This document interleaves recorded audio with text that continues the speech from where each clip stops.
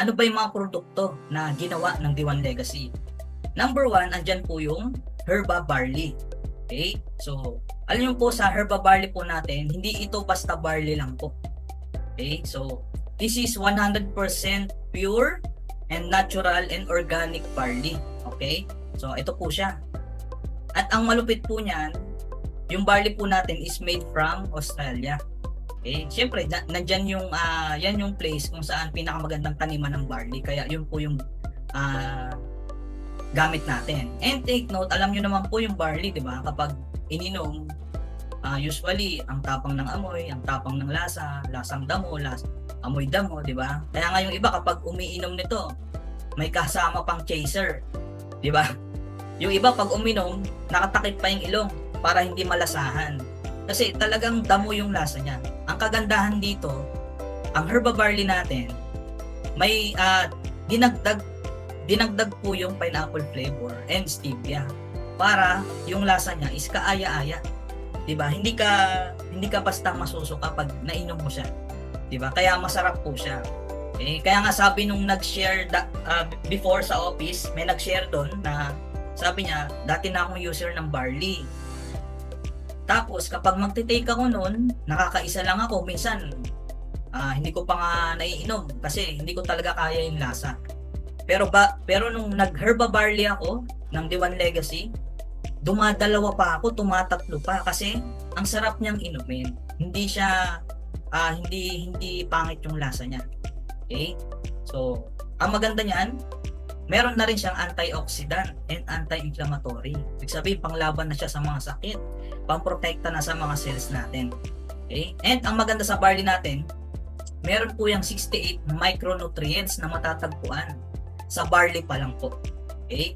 Sabi nga ng mga doktor, di ba?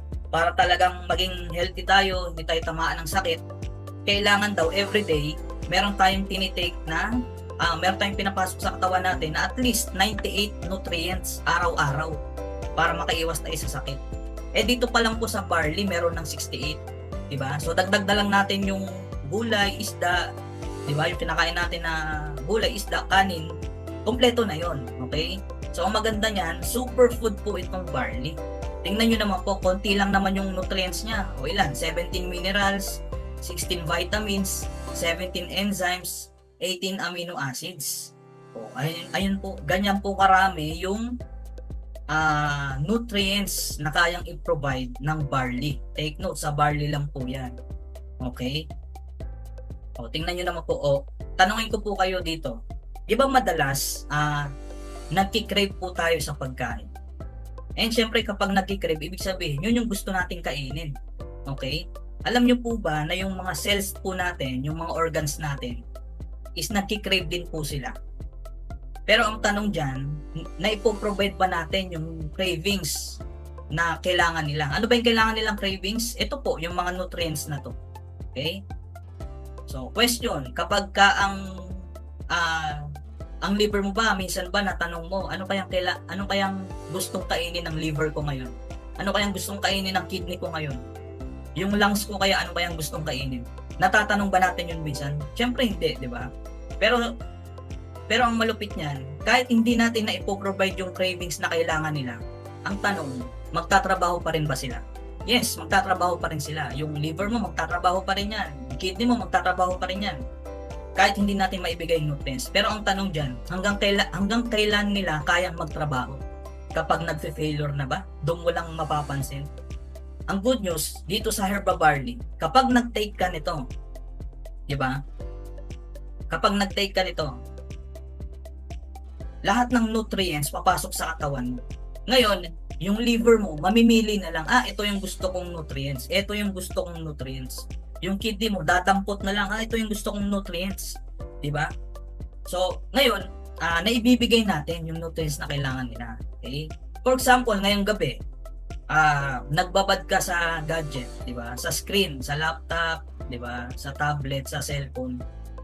So, syempre, ang nadadamage sa'yo, yung eyesight mo. So, kinabukasan, ang magkikrave sa'yo ay yung vitamin A, vitamin E, tsaka lutein. Kasi yun yung na-damage yung eyesight mo Kaya yun yung cravings niya. And good news, kapag nag-take ka ng herba barley, na i-provide mo na yung kailangan niya. Okay? So, ganun kaganda yung herba barley. Okay? And take note, yung barley po is 37 times po siya na mention sa Bible. Okay? So, ayan. And, syempre, yung herba barley po, yung barley, isa po ito sa kinikilala ng siyensya na ito po yung nag-iisang halamang gamot na kayang i-provide yung kailangan na nutrients ng isang bata hanggang pagtanda. Okay, so yung barley pa lang, di ba? Sapat na para mapunan yung nutrients na kailangan ng sanggol or ng bata hanggang pagtanda. So ganun kaganda yung barley. Okay, kaya nga po marami na pong gumaling dito eh. Di ba? Kahit nga i-search mo lang sa YouTube, barley testimony, napakadami po. Okay, so yan po, ganyan po aganda yung ating product.